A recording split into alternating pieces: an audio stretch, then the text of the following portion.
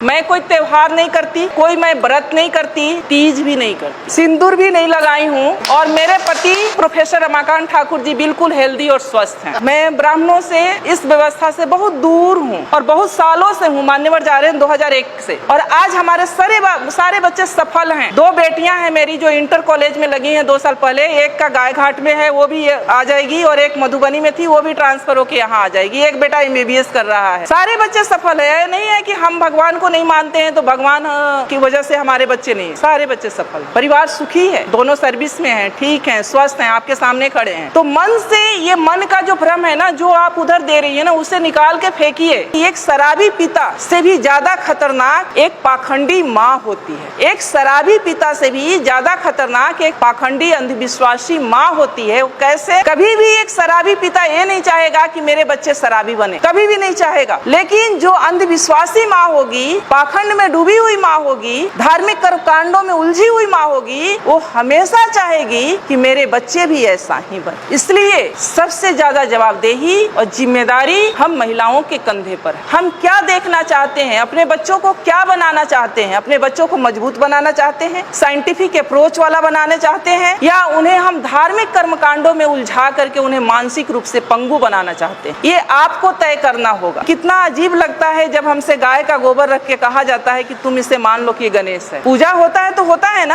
आप समझ सकते हैं कि पढ़ा लिखा व्यक्ति भी कोई गाय का गोबर ला के रख दे और उसे कहे कि मान लो कि गणेश हैं, तो हमारा विवेक कहाँ है? हम कितने विवेकशील हैं? समझ सकते हैं आप कि हम कितने विवेकशील रह गए कि गोबर को रख के कहा जाता है कि मान लो कि गणेश। वहीं पर पहचान हो गई कि आप में विवेक कितना है, आप क्या सोचते हो और क्या नहीं सोच सकते हो, सोचने की क्षमता आपकी कहाँ तक है। मानसिक टेस्ट, वो पैरामीटर, तो आप उन सब चीजों से निकले। बुद्ध शरण हंस जी लिखे हैं 4 खूंटे जिसमें हम लोग बंधे हुए हैं। उन 4 खूंटों को उखाड़ फेंकना है। पहला है ब्राह्मण पुरोहित। घर बनाते हैं हम, गृह प्रवेश किसके अनुसार होता है? गृह प्रवेश किसके अनुसार होता है? ब्राह्मण के अनुसार। बच्चे पैदा करते हैं हम, नामकरण कौन करता है? शादी विवाह ठीक करते हैं हम, बिना तिथि कुछ नहीं करते। तो वो जानता है, जबकि वो ऐसा है कि वो आपसे हो सकता है कि बिना पढ़ा लिखा ब्राह्मण हो, कुछ नहीं जानता हो, लेकिन वो जैसे नचाएगा आप वैसे नाचेंगे। दूसरा खूंटा है उनके शास्त्र, जो उन्होंने शास्त्र लिखे हैं। वेद है, उपनिषद है, गीता है, महाभारत है, मनुस्मृति है, जिसमें महिलाओं के लिए पता है आप लोगों को क्या लिखा है? महिलाएं एक लता की समान है। लता मतलब समझती हैं, जो ये बेल होती है, बेल, तुरई की बेल होती है, लौकी की बेल होती है, उसके समान है। यानी उसमें कोई दम नहीं होता है, कोई शक्ति नहीं होती है, उसको ऊपर चढ़ने के लिए सहारे की जरूरत होती है। उसी तरह से महिलाओं को माना है कि महिलाएं एक लता के समान है, जिसे बचपन में पिता के अधीन, युवावस्था में पति के अधीन और वृद्धावस्था में पुत्र के अधीन रहना चाहिए। आगे कहता है कि महिलाएं नरक की द्वार हैं। कितनी गालियां दी गई है। तीसरा है उनके त्योहार। मैंने अभी कहा कि त्योहार का मतलब होता है तुम्हारी हार। यानी हम जो भी त्योहार मनाते हैं, अगर उसका सही तरीके से विश्लेषण किया जाए तो हम अपने महापुरुषों के हार का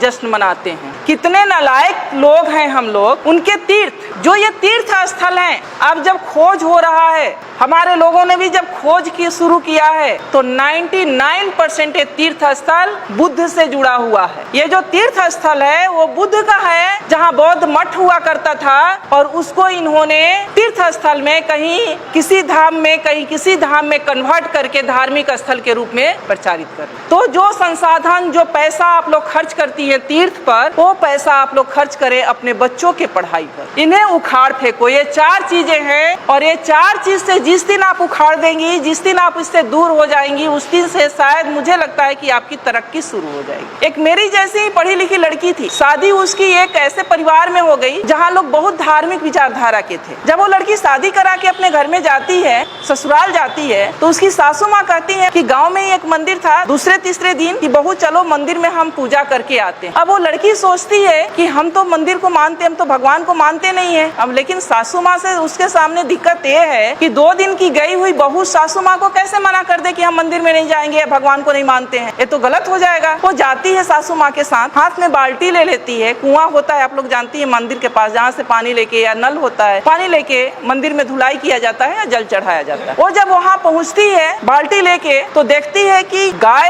का मूर्ति बाहर बना हुआ है। वो गाय के थन के नीचे बाल्टी रख देती, सासू माँ अभी ये गाय दूध देगी तो घर ले चल के खीर बनाएंगे। उसकी सासू माँ हंसने लगती है कि मेरी बहू तो पागल है, पत्थर की गाय कहीं दूध देगी, मैंने तो ये सोचा था कि ये गाय दूध देगी और हम घर में जाके खीर बनाएंगे। वहाँ से बाल्टी उठा लेती है, फिर वो थोड़ा आगे बढ़ती है तो वहाँ पर शंकर जी का मूर्ति लगा रहता है, तो उनके गले में एक सांप फुफकार रहा होता, तो वो डरने का नाटक करती है और पीछे हट जाती है, सासू माँ से चिपक जाती है। सासू माँ अभी तो ये नाग मुझे डस लेगा। फिर उसकी सासू माँ हंसती है कि क्या वास्तव में मेरी बहू पागल है क्या? ये कहती है कि पत्थर का नाग मुझे डस लेगा, तो कहती है तुम पागल हो गई हो क्या, ये तो पत्थर का है, ये क्या तुम्हें डस सकता है? सासू माँ उसको अंदर ले जाती है जहाँ एक देवी की मूर्ति रहती। फिर उसकी सासू माँ कहती है कि बेटा देवी के चरणों में ये सब चढ़ा के देवी से आशीर्वाद ले लो, ये माँ बहुत आशीर्वाद इनका फलीभूत होता है, तुम आशीर्वाद ले लो। जब ये बात उसकी सासू माँ कहती है तब वो लड़की कहती है, अपने सासू माँ के चरणों में गिर जाती है, कहती है कि माँ पत्थर की गाय अगर दूध नहीं दे सकती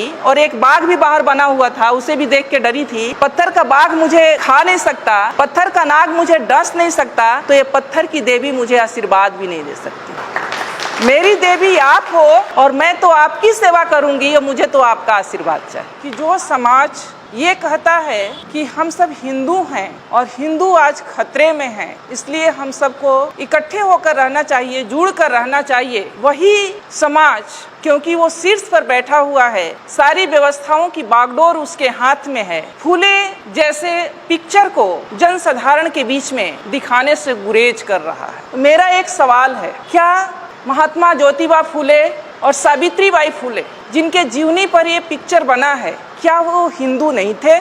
क्या वो हिंदू व्यवस्था को नहीं मानते थे? और अगर वो हिंदू व्यवस्था को मानते थे, हिंदू थे, तो फिर इस पिक्चर को जनसाधारण के बीच दिखाने से गुरेज क्यों? ये एक बहुत बड़ा सवाल है जो सिर्फ मेरे नहीं, जो लोग आज एक झंडे के नीचे एकत्र होने के लिए हिंदुत्व के नाम पर मरे जा रहे हैं, उनको सोचने वाली बात। सावित्रीबाई फूले और ज्योतिबा फूले एक ऐसा नाम है जिन्होंने आपको आज इस स्थिति में बैठने का हक दिया। अगर मैं आज एक प्रोफेसर हूँ तो इसका भी श्रेय ज्योतिबा फूले और माता सावित्रीबाई फूले को जाता है, क्योंकि अगर वो ये प्रयास नहीं किए होते तो हम महिलाएं ना कोई डॉक्टर बनता, ना इंजीनियर बनता, ना प्रोफेसर बनता। सिर्फ महिलाएं ही नहीं, कोई भी SC ST OBC का व्यक्ति और सभी वर्ग की महिलाएं, मैं कहती हूँ कि महिलाओं का मतलब सिर्फ SC ST OBC की नहीं बल्कि सामान्य वर्ग की भी महिलाएं, सभी वर्ग की महिलाएं आज जो कुछ भी हैं हम लोग, वो हम माता सावित्रीबाई फूले और ज्योतिबा फूले की देन है। रही उनके संघर्ष की बात,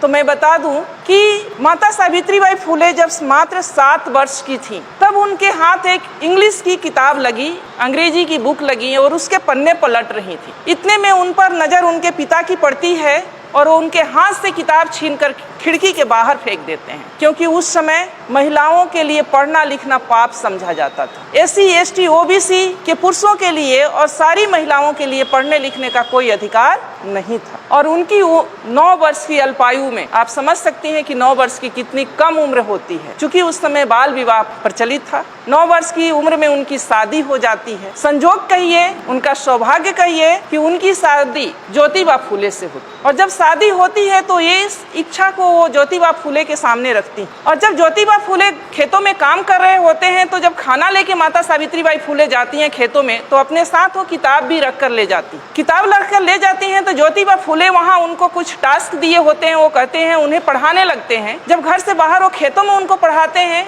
कुछ दिन के बाद इसकी चर्चा उनके पिता तक पहुँचती है कि ज्योतिबा फूले अपनी बहू को यानी अपनी पत्नी को पढ़ना लिखना सिखा रहा। चूंकि उस समय महिलाओं के लिए पढ़ना लिखना किसी पाप से कम नहीं था, पढ़ने लिखने का कोई अधिकार नहीं था महिलाओं को। तो उनके पिताजी इस पे नाराजगी व्यक्त करते हैं कि अच्छी बात नहीं है, आप सावित्री को पढ़ाओ लिखाओ नहीं बेटा, घर का काम काज करने दो बहू को, ये अच्छी बात नहीं है, क्योंकि जब तुम ऐसा करोगे तो अपने जाति बिरादरी के लोग या समाज के लोग इसका विरोध करेंगे। लेकिन ज्योतिबा फूले नहीं मानते। वो शुरू से इस व्यवस्था को चूंकि बहुत करीब से वो देखे थे। वो भी घटना आप लोग को पता होगा कि जब वो अपने एक दोस्त के सवर्ण दोस्त के शादी में जाते हैं पगड़ी बांध करके, और वहाँ पर जब वो व्यक्ति एक उस वर्ग का व्यक्ति, उस जाति का व्यक्ति ये कहता है कि ये OBC का व्यक्ति व्यक्ति हमारी जाति की शादी में क्या कर रहा है, उन्हें अपमानित किया जाता है, तब उनको समझ में आता है कि शिक्षा कितनी जरूरी है और शिक्षा के बाद भी बहुत कुछ नहीं बदलने वाला। फिर वो प्रण करते हैं कि नहीं, चाहे जो हो जाए लेकिन मैं सावित्री को पढ़ाऊंगा जरूर। बातें यही नहीं रुकती है।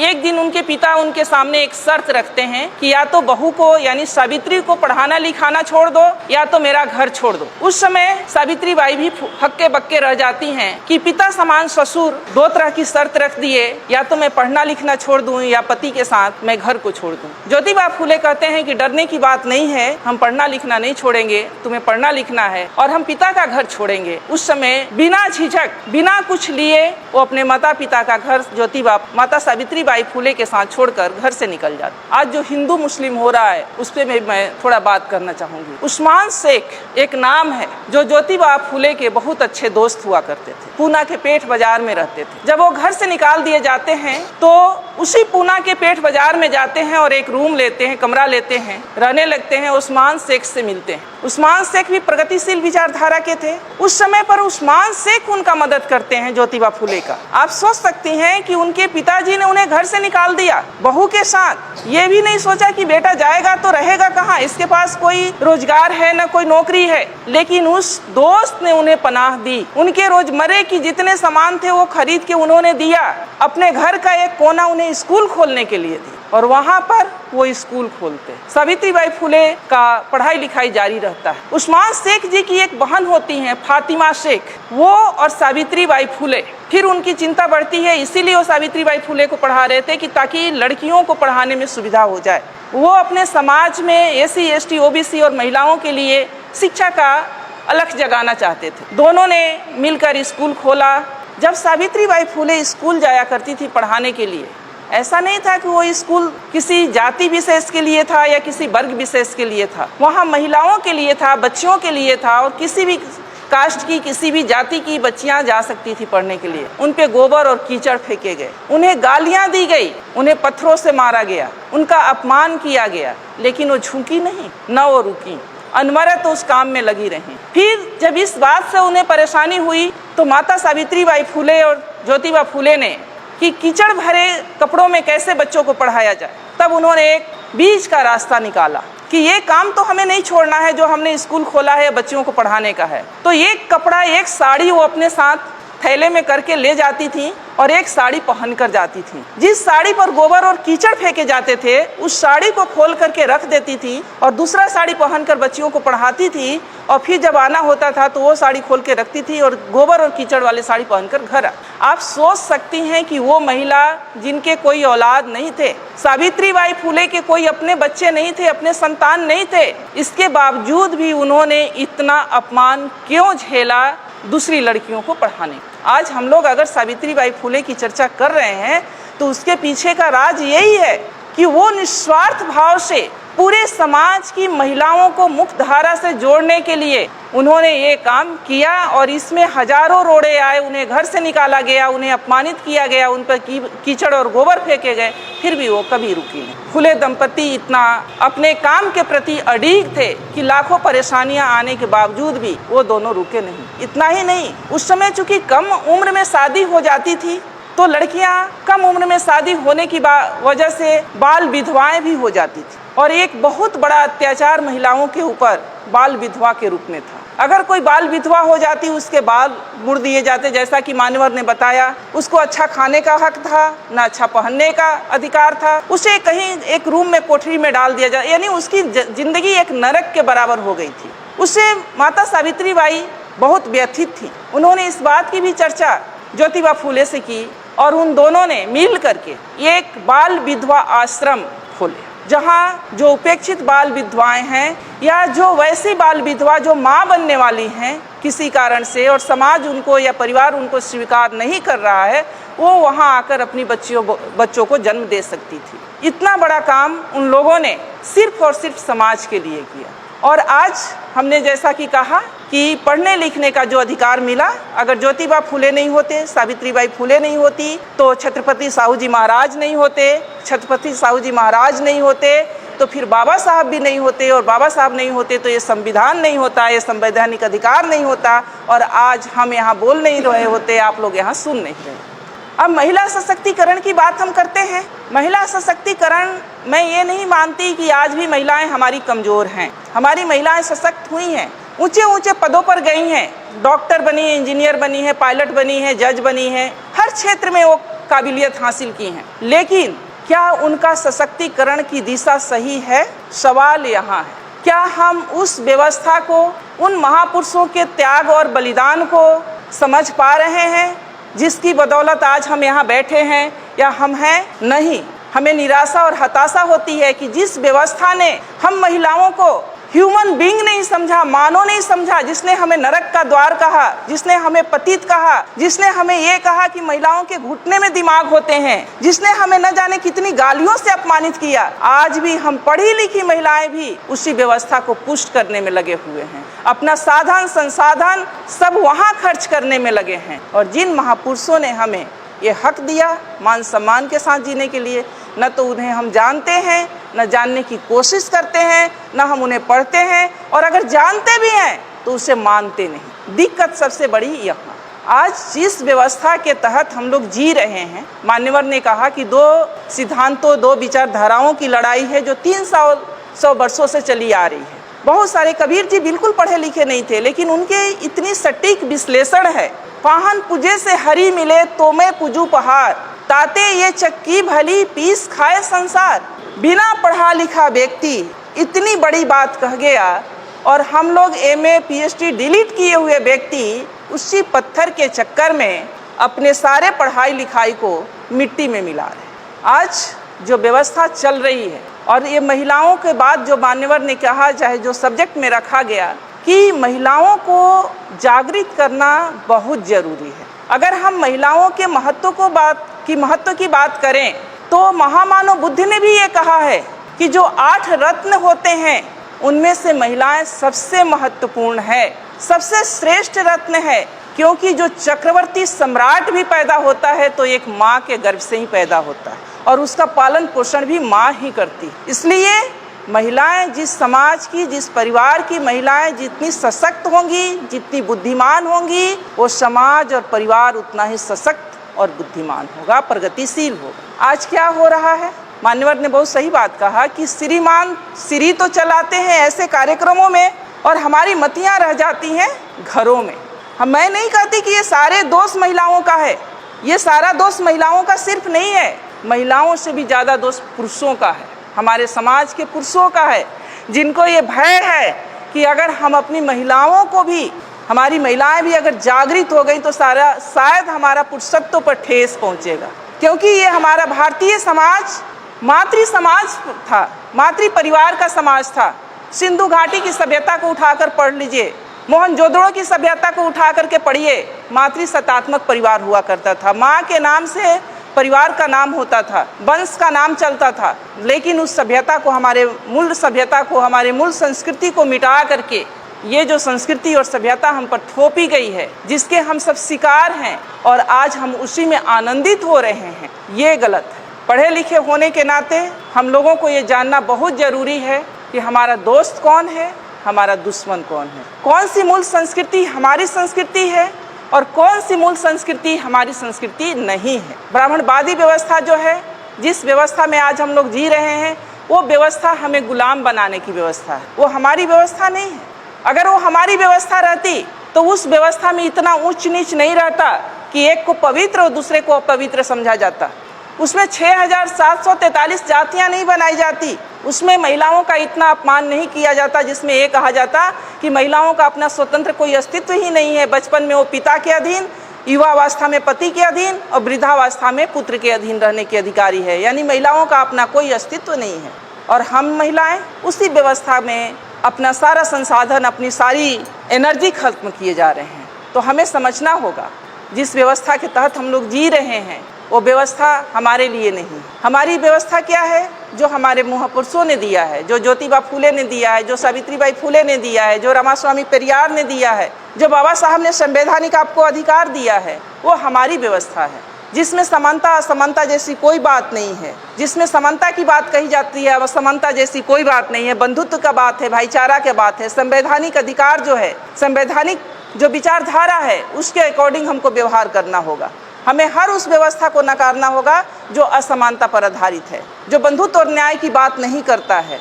महिलाओं की बात है तो महिलाओं की जैसा कि बात आई, अभी बहुत सारी बातें आई। महिलाएं क्या है, महिलाओं को क्यों इतना गुलाम बनाया गया, महिलाएं क्यों इतना सॉफ्ट टारगेट हो जाती हैं, महिलाओं को क्यों अपने कलच में लोग ले लेता है, इसके पीछे का भी रीजन है। अब पढ़ी लिखी महिलाएं हैं तो बाहर निकलने लगी, लेकिन जब पढ़ी लिखी महिलाएं नहीं थी तो पुरुष अपने साथ उनको कहीं भी लेके जाते नहीं थे। वो घर में रहती हैं, वो संवेदनशील भी होती हैं। अगर कोई उनसे ये कह दे कि तुम्हारे परिवार पर, तुम्हारे पति पर या तुम्हारे बेटे पर इस तरह का ग्रह गोचर है और ये करोगी तो ठीक हो जाएगा, तो वो अपना सब कुछ न्यौछावर करने के लिए तैयार हो जाती है। और इसी उसके मनोविज्ञान का फायदा हमारे दुश्मनों ने उठाया। मैं आपसे एक सवाल करती हूँ कि जो माँ, यहाँ बिहार में कल्चर है कि चाहे वो महिला बिल्कुल बेड पर हो, बेड रेस्ट में हो, डॉक्टर ने उसे मना कर दिया हो हर चीज़ से, फिर भी अगर वो जिंदा है तो वो ज्योतिया व्रत नहीं छोड़ती हैं। ऐसा है ना, ज्योतिया करेंगी ही करेंगी, क्योंकि कहा जाता है कि ये ज्योतिया जो है वो बच्चे के लिए है। तो जो माँ या जो महिला इतना 24 घंटे का बिना पानी के, बिना अपने बच्चे के सलामती के लिए व्रत कर सकती है, क्या उस महिला को झकझोर दिया जाए और बता दिया जाए कि असली तुम्हारी संस्कृति क्या है, तो क्या वो अपने बच्चे के उन्नति के लिए वो स्वीकार नहीं करेगी? जरूर करेगी। तो दोष हमारी महिलाओं में सिर्फ नहीं है, दोष हमारे पुरुषों में भी है कि जो हमारे पुरुष खुद ब्राह्मणी व्यवस्था के गुलाम हैं, वो अपनी महिलाओं को अपना गुलाम बना के रखना चाहते हैं। तो हमारी महिलाएं दोहरी शिकार हो रही हैं। तो पहले पुरुषों को भी तैयार होना होगा, पहले हमारे समाज के पुरुषों को मानसिक रूप से तैयार होना पड़ेगा और अपने महापुरुषों की विचारधारा को अपने घरों तक ले जाना पड़ेगा। और अगर वो वहाँ पर, कई बार होता है कि महिलाएं हमारी बहुत जल्दी नहीं समझ पाती, क्योंकि उन्होंने जो बचपन से देखा है, अपने माँ के आंचल में जो देखा है कि माँ हमारी व्रत करती थी, त्योहार करती थी, पूजा पाठ करती थी, और अचानक आप उनसे कहें कि आपको कोई विवाह पर्व नहीं करना है, तीज त्योहार नहीं करना है, तो वो नहीं मानेंगी। तो आपको उनको ऐसे प्रबोधनों में, जहाँ इस तरह के वैचारिक प्रबोधन होते हैं, वहाँ लेकर जाना चाहिए। वहाँ भी नहीं लेकर जा सकते हैं तो आप पतली पतली किताबें आती हैं, उस तरह की किताबों को उनको देना चाहिए ताकि वो पढ़ें।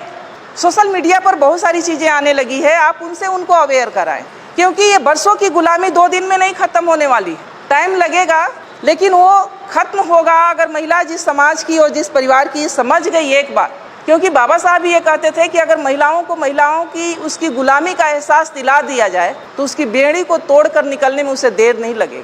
तो हमारे यहाँ जितने भी बहनें बैठी हैं, माताएं बैठी हैं, उनसे भी मेरा अनुरोध है, और जितने भी हमारे पुरुष भाई बैठे हैं उनसे भी अनुरोध है कि ये हम सभी को सहयोग से इस तरह के कार्यक्रमों को सफल बनाने के लिए, सहयोग से सभी को ये परिवर्तन के लिए। घरों में कई बार क्या होता है कि जब महिलाएं थोड़ी प्रगतिशील होती है और पुरुष प्रगतिशील नहीं होते हैं तो वहीं लड़ाई शुरू हो जाती है। पुरुष ये कहना शुरू कर देते हैं कि ये थोड़ी पढ़ लिख के क्या गई, ये बातों को नहीं मानती या मेरी बातों को नहीं मानती। और कई बार अब ये भी देखा जाता है, उसका दूसरा भी पक्ष है कि महिलाएं जब पढ़ लिख जा रही हैं, लड़कियां जब पढ़ लिख जा रही हैं, तो वो भी पुरुषों को तरजीह नहीं दे रही हैं। तो मैं यहाँ पर ये भी कहना चाहूँगी कि पुरुष और महिला दोनों एक साइकिल का जो 2 चक्के होते हैं, 2 पहिए देखा है आप लोगों ने साइकिल, अगर एक पहिए को पंचर कर दिया जाए और दूसरे का टायर ट्यूब सही रहे तो क्या जहाँ पर जाना है वहाँ तक हम उस साइकिल से पहुँच सकते हैं? नहीं पहुँच सकते ना। तो इसीलिए पति पत्नी का सामंजस्य होना, वैचारिक सामंजस्य होना बहुत ज़रूरी है, एक दूसरे को सपोर्ट करना बहुत ज़रूरी है। और अगर पति अगर प्रगतिशील हैं, इस तरह के प्रबोधनों से अगर वो सशक्त हो गए हैं और पत्नी नहीं किसी तरह से मान रही हैं, तो आप उन्हें ब्लेम मत करें कि वो नहीं मानती हैं। आप एक तो उनको ऐसे कार्यक्रमों में ले जाएं, दूसरे में पतली पतली किताबें दें, उनसे धीरे धीरे बातें करें, उन्हें बताएं, तभी वो सशक्त हो सकती हैं या सुन सकती हैं, आपको बातों को समझ सकती हैं। अभी जो समाज में ये चल रहा है, देश में ये चल रहा है कि हिंदू असुरक्षित हैं और हिंदुओं एक हो जाओ, मुस्लिम सिर्फ बहाना है, टारगेट पर SC ST OBC हैं, मूल निवासी हैं। जो आपको ये दिखाया जा रहा है हिंदू मुस्लिम का सीन, वो वास्तव में हिंदू मुस्लिम का सीन नहीं है। हिंदू मुस्लिम के आड़ में SC ST OBC को कैसे घुटने पर लाया जाए, जो थोड़ा सा ऊपर उठ गया है, कैसे उसे बर्बाद किया जाए, ये पूरे षड्यंत्र देश में चल रहा है। अब है कि स्त्रियों का शोषण सबसे ज़्यादा कहाँ हो रहा है, तो स्त्रियों का शोषण सबसे ज़्यादा धर्मों ने किया है। जो धर्म जिसको हम लोग धर्म कहते हैं, वास्तव में वो धर्म नहीं धंधा है। जो धर्म कहते हैं कि हम धार्मिक काम कर रहे हैं, वो धर्म नहीं धंधा है। और पढ़े लिखे भी यहाँ अंधा है, क्योंकि धर्म का अर्थ होता है धारण करना। मैं समाजशास्त्र की छात्रा रही हूँ, उसमें पढ़ाया जाता है कि धर्म का अर्थ होता है धारण करना। धर्म का अर्थ कहीं भी पूजा पाठ से नहीं है। धर्म का मतलब होता है हमारे नैतिक चरित्र से, कि हम कितने नैतिक हैं। हम अपने कर्मों के प्रति, कर्म का मतलब हमारी जो ड्यूटी है, जो हमारी रिस्पॉन्सिबिलिटी है। अगर हम एक माँ हैं तो हमारा ये धर्म है कि अपने बच्चों का पालन पोषण परवरिश अच्छे तरीके से करें। हमारा ये धर्म नहीं है कि हम मंदिर में जाके घंटी बजाएं और बच्चा हमारा भूख से बिलख रहा हो। धर्म का मतलब होता है हमारे नैतिके से। तो जो महिलाओं का जो शोषण सबसे ज़्यादा हुआ है वो धर्मों ने किया है, फिर भी महिलाएं सबसे ज़्यादा धार्मिक कर्मकांडों में उलझी रही हैं। उन्हें यह पता नहीं है कि जिन धार्मिक कर्मकांडों को मान रही हैं वो उन्हें गुलाम बनाने के लिए है। जिन धार्मिक कर्मकांड को हम लोग कर रहे हैं वो कुछ और नहीं है। जैसा उमा शंकर जी ने कहा कि महिलाओं के लिए व्रत त्यौहार इसलिए रखा गया कि जब वो माँ बनने वाली रहे और उपवास करे तो जो बच्चों को पौष्टिक आहार मिलना चाहिए वो न मिले और बच्चा जो है वो किसी तरह से माने हष्ट पुष्ट न हो। तो महिलाओं का इसीलिए किया गया कि महिलाएं किसी भी समाज की रीढ़ होती हैं, किसी परिवार की रीढ़ होती हैं। जिस परिवार की महिला पढ़ी लिखी होगी, मजबूत होगी, फिजिकली या मेंटली मजबूत होगी जिस परिवार के, उस परिवार के बच्चे भी मेंटली और फिजिकली मजबूत होंगे। जो महिलाएं देखती होंगी आप कि जो माँ बीमार सी है उसके बच्चे भी बहुत हष्ट पुष्ट नहीं होते। तो ये साइंटिफिक भी है। और हमारी महिलाएं ऐसी नहीं थी, जो आज की महिलाएं हमारी हैं ऐसी नहीं थी। हमारी महिलाएं जो थी उनके नाम से परिवार का नाम चलता था और उन्हें बड़े साजिश के तहत उन्हें गुलाम बनाया गया। पहले तो उन्हें ये सब जेवर पहना करके गुलाम बनाया गया और जब इससे भी लगा कि वो नहीं गुलाम रहेंगी तो फिर उन्हें मानसिक कर्मकांडों में उलझा करके गुलाम बनाया गया। तो मैं तो इतना रिक्वेस्ट करूंगी कि ये जो कर्मकांड हैं, ये जो धर्म हैं, व्रत हैं, त्यौहार हैं, ये आपके गुलामी के प्रतीक हैं। जो त्यौहार हैं वो आपके, त्यौहार के मतलब होता है तुम्हारी हार। यानी ये सब हम लोग जो त्यौहार मनाते हैं वास्तव में हिंदू पर्व त्यौहार, वो हम अपने ही पूर्वजों की हार का जश्न मनाते हैं। हम लोग अपने ही पूर्वजों के हार का जश्न मनाते हैं। और कहा गया है कि एक शराबी पिता से भी ज़्यादा खतरनाक एक पाखंडी माँ होती है। एक शराबी पिता से भी ज़्यादा खतरनाक एक पाखंडी अंधविश्वासी माँ होती है। कैसे? कभी भी एक शराबी पिता ये नहीं चाहेगा कि मेरे बच्चे शराबी बने, कभी भी नहीं चाहेगा। लेकिन जो अंधविश्वासी माँ होगी, पाखंड में डूबी हुई माँ होगी, धार्मिक कर्मकांडों में उलझी हुई माँ होगी, वो हमेशा चाहेगी कि मेरे बच्चे भी ऐसा ही बने। इसलिए सबसे ज़्यादा जवाबदेही और जिम्मेदारी हम महिलाओं के कंधे पर है। हम क्या देखना चाहते हैं, अपने बच्चों को क्या बनाना चाहते हैं? अपने बच्चों को मजबूत बनाना चाहते हैं, साइंटिफिक अप्रोच वाला बनाना चाहते हैं, या उन्हें हम धार्मिक कर्मकांडों में उलझा करके उन्हें मानसिक रूप से पंगु बनाना चाहते हैं? ये आपको तय करना होगा। अगर कोई भी माँ, मैं उदाहरण, कोई भी माँ अगर चाह ले कि मुझे अपने बच्चे को ऐसा बनाना है, तो मैं चाहती हूँ कि दुनिया की कोई भी ताकत उसे रोक नहीं सकती। अगर जो माँ अगर ठान ले कि मुझे अपने बच्चे को कैसा बनाना है, अगर चाह ले कि मुझे अपने बच्चे को एक सफल, सशक्त, मजबूत बनाना है मानसिकता वाला, तो कोई भी दुनिया की ताकत उसको डिगा नहीं सकती। लेकिन कैसे वो बच्चा बनेगा? जब माँ ही उलझी रहेगी, माँ को देखेगा कि माँ हमारी मंदिर में घंटी बजा रही है, तो बच्चा अपने पर कैसे विश्वास, बच्चे को भी यही विश्वास होगा कि जब तक ये भगवान जी नहीं चाहेंगे हम कुछ नहीं बनेंगे।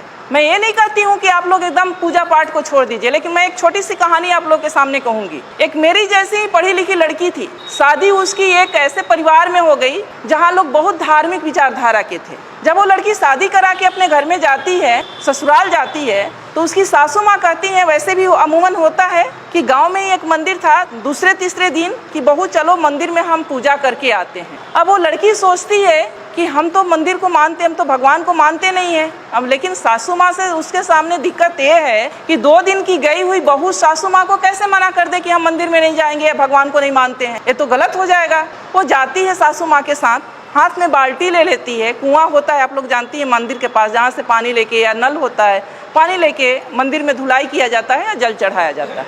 वो जब वहाँ पहुँचती है बाल्टी लेके, तो देखती है कि गाय का मूर्ति बाहर बना हुआ है। वो गाय के थन के नीचे बाल्टी रख देती है। सासू माँ अभी ये गाय दूध देगी तो घर ले चल के खीर बनाएंगे। उसकी सासू माँ हंसने लगती है कि मेरी बहू तो पागल है, ये पत्थर की गाय कहीं दूध देगी।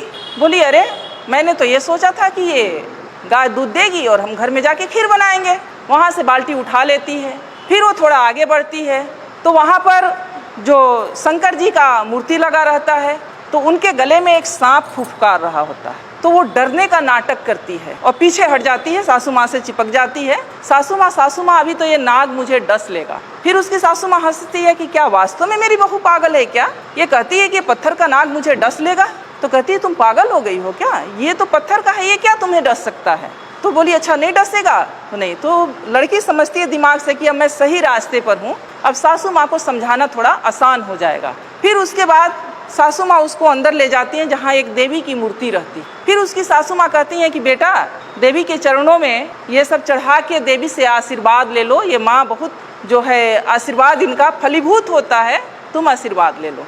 जब ये बात उसकी सासू माँ कहती हैं तब वो लड़की कहती है, अपने सासू माँ के चरणों में गिर जाती है, कहती है कि माँ अगर गाय का पत्थर की गाय अगर दूध नहीं दे सकती और एक बाघ भी बाहर बना हुआ था उसे भी देख के डरी थी, पत्थर का बाघ मुझे काट नहीं खा नहीं सकता, पत्थर का नाग मुझे डस नहीं सकता, तो ये पत्थर की देवी मुझे आशीर्वाद भी नहीं दे सकती। मेरी देवी आप हो, मेरी देवी आप हो और मैं तो आपकी सेवा करूंगी और मुझे तो आपका आशीर्वाद चाहिए। आज समाज में क्या हो रहा है, मैं महिलाओं को थोड़ा आईना दिखाना चाहूँगी। आज समाज में क्या हो रहा है, हम बहुत धार्मिक बन रहे हैं, हम खूब पर्व त्यौहार कर रहे हैं, तीज त्यौहार कर रहे हैं, मंदिरों में जा रहे हैं, तीर्थ स्थानों पर जा रहे हैं और घर में हमारे बुजुर्ग को हम पूछ भी नहीं रहे हैं कि आप खाना खाएंगे या नहीं, वो हमें बोझ लग रहे हैं। हमारे वृद्ध हैं, हमारे बुजुर्ग वृद्धाश्रम में जा रहे हैं, तो ये कैसा धर्म है? धर्म ही करना है तो मानवता का धर्म करें, आप अपने बुजुर्गों का सम्मान दें। धर्म ही करना है तो अपने पति का साथ दें। धर्म ही करना है तो अपने बच्चों को सद्मार्ग दिखाएं, उनको अपना समय दें, उनको सही रास्ते पर ले जाएं, उनको जीवन में सफल बनाएं, उनमें वैज्ञानिक सोच भरें, साइंटिफिक सोच भरें उनमें। धर्म ये है, धर्म ये नहीं कहता कि आप जा करके, अगर यही धर्म होता तो हमारे महापुरुष भी यही धर्म किए होते। बाबा साहब लास्ट में जा करके उन्होंने कहा कि ये धर्म रहने के लायक नहीं है और उन्होंने लास्ट में जाके बौद्ध धर्म को स्वीकार किया। वो कहते हैं कि जो धर्म एक कुत्ता बिल्ली को गोद में पालता हो, घर में जाने का अधिकार देता हो और एक व्यक्ति को अछूत मान के उसे छूने पर भी छूना भी नहीं चाहता हो, वो धर्म नहीं हो सकता। तो हम लोग को साइंटिफिक विचार अपने में लाना होगा, तभी हम अपने महापुरुषों की बात कर सकेंगे, उनकी विचारधारा को अपना सकेंगे और उनके विचारों पर चल सकेंगे। एक बार मेरी बहस हो गई थी सोशल मीडिया पर कि मुझसे पूछा गया, कुछ बातें थी, मैंने उस पर कटाक्ष की कि कितना अजीब लगता है जब हमसे गाय का गोबर रख के कहा जाता है कि तुम इसे मान लो कि गणेश है। होता है ना, पूजा होता है तो होता है ना। आप समझ सकते हैं कि पढ़ा लिखा व्यक्ति भी कोई गाय का गोबर ला के रख दे और उसे कहे कि मान लो कि गणेश हैं, तो हमारा विवेक कहाँ है? हम कितने विवेकशील हैं? समझ सकते हैं आप कि हम कितने विवेकशील रह गए कि गाय को भी रख करके, गोबर को रख के कहा जाता है कि मान लो कि गणेश है। यानी आप वहीं पर पहचान हो गई कि आप में विवेक कितना है, आप क्या सोचते हो और क्या नहीं सोच सकते हो, सोचने की क्षमता आपकी कहाँ तक है। मानसिक टेस्ट, वो पैरामीटर, तो आप उन सब चीज़ों से निकलें। मेरा बस एक ही रिक्वेस्ट है कि उन 3-4 चीज़ करें। 4 खूंटे की बात कही गई है, IAS एक शायद मेरे पास है वो किताब, 4 खूंटे, बुद्ध शरण हंस IAS हैं। ये पतली सी किताब है, IAS हैं, ये कोई साधारण व्यक्ति नहीं है, समझ सकते हैं आप लोग। बुद्ध शरण हंस जी लिखे हैं 4 खूंटे, जिसमें हम लोग बंधे हुए हैं। उन 4 खूंटों को उखाड़ फेंकना है। अगर वास्तव में अपने महापुरुषों के प्रति थोड़ी सी भी हम लोगों की अंदर श्रद्धा है तो करना पड़ेगा, तभी हम, क्योंकि जब तक हमारे इस मन मस्तिष्क में कुछ लिखा हुआ है, जब ब्लैक बोर्ड देख रहे हैं, जब तक ब्लैक बोर्ड पर लिखा हुआ है, दूसरी चीज़ तब तक नहीं लिखी जा सकती जब तक कि उसको साफ न किया जाए। बिना साफ किए दूसरी चीज़ नहीं लिखी जा सकती। तो ये जो 4 खूंटे हैं उससे आपको उखाड़ना होगा। पहला है ब्राह्मण पुरोहित। घर बनाते हैं हम, गृह प्रवेश किसके अनुसार होता है? गृह प्रवेश किसके अनुसार होता है? ब्राह्मण के अनुसार। बच्चे पैदा करते हैं हम, नामकरण कौन करता है? शादी विवाह ठीक करते हैं हम, बिना तिथि कुछ नहीं करते। तो वो जानता है, जबकि वो ऐसा है कि वो आपसे हो सकता है कि बिना पढ़ा लिखा ब्राह्मण हो, कुछ नहीं जानता हो, लेकिन वो जैसे नचाएगा आप वैसे नाचेंगे। तो सबसे पहले तो इसको छोड़िए, पहला खूंटा। दूसरा खूंटा है उनके शास्त्र, जो उन्होंने शास्त्र लिखे हैं, वेद है, उपनिषद है, गीता है, महाभारत है, मनुस्मृति है। मैं तो कहती हूँ कि उनके वेदों को भी आपको पढ़ना चाहिए। शायद आप उनके वेदों को पढ़ लें, मनुस्मृति को पढ़ लें, तो शायद कल्याण हो जाए।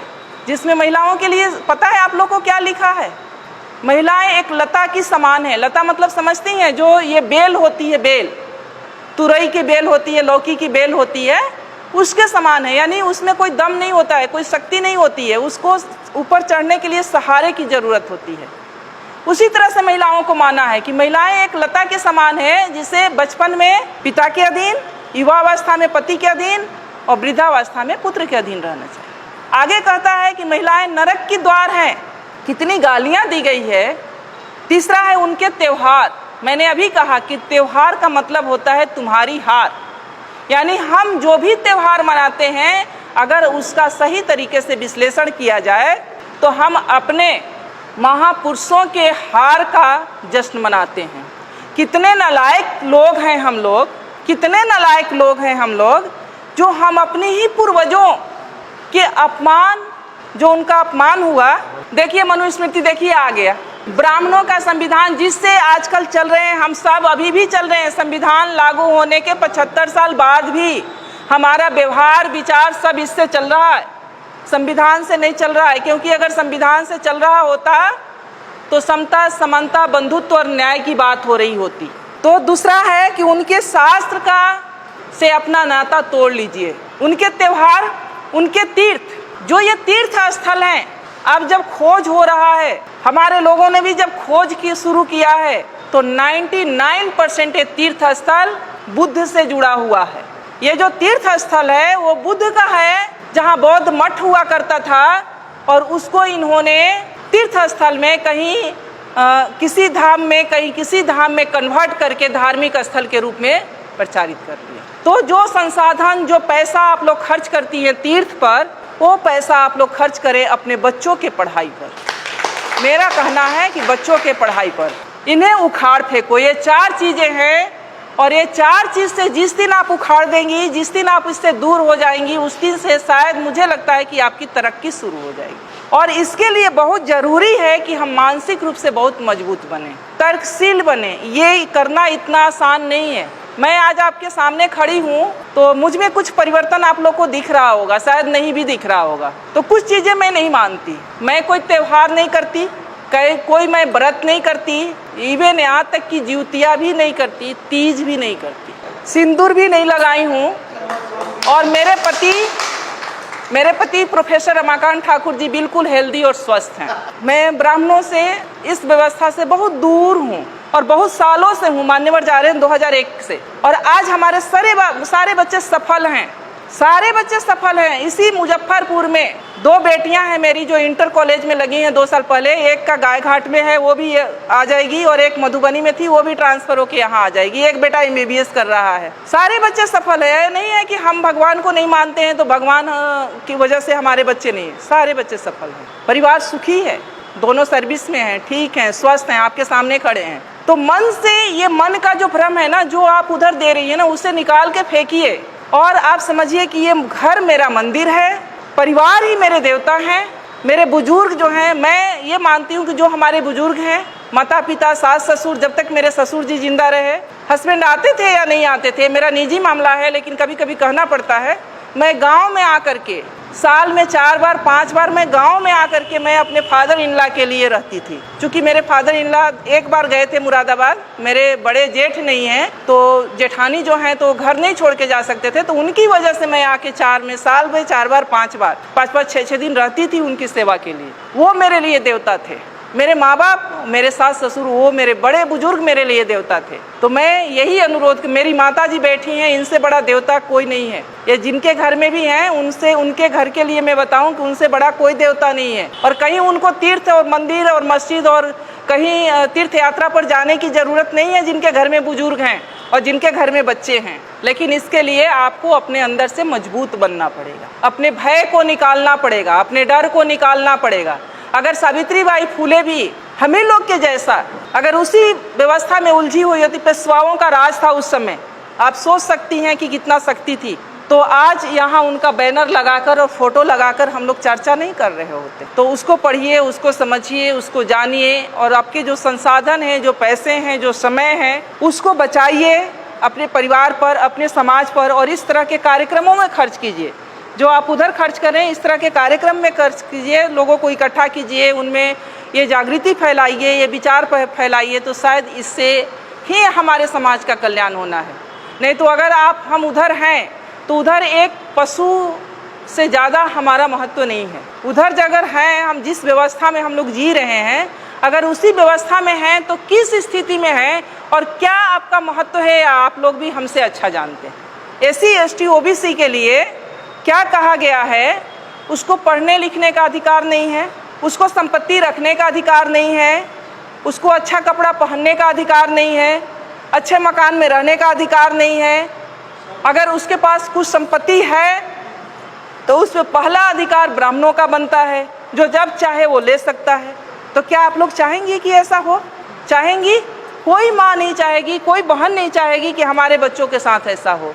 हर माँ, हर बहन यही चाहेगी कि हमारे जो बच्चे हों वो स्वतंत्रता के साथ, आज़ादी के साथ एक सशक्त मानव के रूप में ज़िंदगी जिए। तो उसके लिए व्यवस्था भी हम लोग को बनानी पड़ेगी, क्योंकि आज जिस व्यवस्था में थोड़ा सा हम लोग बोल पा रहे हैं, कह पा रहे हैं, हमारे महापुरुषों की देन है। और उनकी जो रोपे हुए पौधे का जो फल हम लोग खा रहे हैं, तो हम लोग की भी ये ड्यूटी बनती है कि अपने आने वाली पीढ़ी के लिए हम लोग भी एक रास्ता बना के जाएं, ताकि आने वाली पीढ़ी हमारे स्वाभिमान के साथ जी सके, एक मान सम्मान के साथ जी सके। मेरा जो जीवन का अनुभव है, मैं आपको बता सकती हूँ कि मैंने ऐसा नहीं है कि मैं शुरू में नहीं करती थी, मैंने 1-2 साल किया था। फिर मैं जहाँ पर रहती हूँ, मैंने देखा कि जब मेरे घर से फ़ोन जाता था कि ज्योतिया है या तीज है, चूँकि मैं सर्विस में हूँ तो मुझे भी उतना आभास नहीं होता था, छुट्टी नहीं होती वहाँ उतनी। तो मैंने कहा कि वहाँ के लोग नहीं करते, कोई नहीं जानता ये ज्योतिया क्या होता है, ये तीज क्या होता है, वो दूसरे महीने में। तो मैंने अपने दिमाग में ये सोचा कि ऐसा कैसे हो सकता है कि बिहार की माँ के लिए बच्चे अपने इतने प्रिय हैं और यहाँ की माँओं के लिए बच्चे नहीं प्रिय हैं। ये तो पूरे इंडिया में एक दिन होना चाहिए, ये तो बड़ा घालमेल है। फिर मैंने 1-2 साल मेरे तर्क चला, फिर मैंने छोड़ दिया। हमने कहा ये सब कुछ नहीं है, मन का भ्रम है, और मन के भ्रम के अंतर्गत ये सब कुछ हम लोग कर रहे हैं। तो ये सब एक तरह से हमारे मन का भ्रम ही है, और उस भ्रम में हम लोग पड़े हुए हैं। और जब तक हम लोग उस भ्रम से निकलेंगे नहीं, तब तक हम अपना सांस्कृतिक जो हमारी अपना कल्चर है उसको अपना नहीं पाएंगे। तो इसलिए मेरा एक अनुरोध यही है कि आप लोग अपने महापुरुषों को पढ़ें, उन्हें सुनें, उन्हें समझें, उन्हें जानें और उनके बताए हुए मार्ग पर चलने का प्रयास करें, ताकि हमारी आने वाली जो पीढ़ी है उससे भी एक अच्छा माहौल, एक अच्छा समाज और अपने महापुरुषों से जो मिली हुई आज़ादी है उसका उपभोग करने का अवसर मिले।